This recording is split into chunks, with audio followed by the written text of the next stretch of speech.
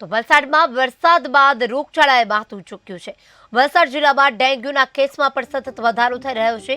વલસાડની ખાનગી હોસ્પિટલમાં ડેન્ગ્યુમાં સારવાર દરમિયાન 23 વર્ષીય યુવતીનું મોત થયાના અહેવાલ મળી રહ્યા છે।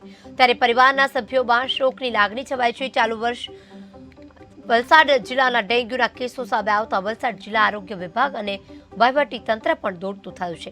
વલસાડ જિલ્લામાં આરોગ્ય વિભાગ દ્વારા જિલ્લામાં સર્વેની કામગીરી હાથ ધરાઈ તો સાથે જ ડેન્ગ્યુને લઈને મચ્છરનો ઉપદ્રવ ઘટાડવાના પ્રયાસો હાથ ધરવામાં આવી રહ્યા છે।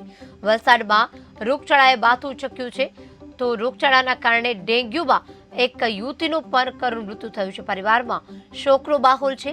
ત્યારે વલસાડમાં રોગચાળાએ માથું ઉચકતા તંત્ર દોડતું થયું છે। ઠેર ઠેર વિસ્તારોમાં અત્યારે દવાનો છંટકાવ કરી રહ્યો છે। માત્ર વલસાડમાં જ નહીં પરંતુ રોગચાળાએ સમગ્ર રાજ્યમાં માથું ઉચક્યું છે, કારણ કે જે રીતે પાણી ભરાયા હતા અને પાણીના નિકાલ બાદ જે કાદવ કીચડ થયા હતા ત્યાં સતત અત્યારે મચ્છરનો ઉપદ્રવ થઈ રહ્યો છે। ડેન્ગ્યુના કેસ રાજ્યભરમાં દરેક જિલ્લાઓમાં નોંધાઈ રહ્યા છે। તંત્ર દોડતું થયું છે, કડે પગે છે। તંત્ર દ્વારા કામગીરી પણ હાથ ધરવામાં આવી રહી છે।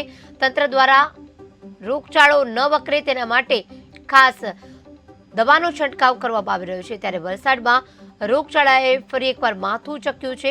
હોસ્પિટલોમાં દર્દીઓથી ઉભરાઈ રહી છે। વલસાડની હોસ્પિટલ હોય, અમદાવાદની હોય કે રાજકોટની હોય, તમામ હોસ્પિટલો અત્યારે દર્દીઓથી ઉભરાઈ રહી છે, કારણ કે પાણીજન્ય રોગો અને મચ્છરજન્ય રોગોએ સતત માથું ઉચકતા તબીબો પણ દોડતા થયા છે।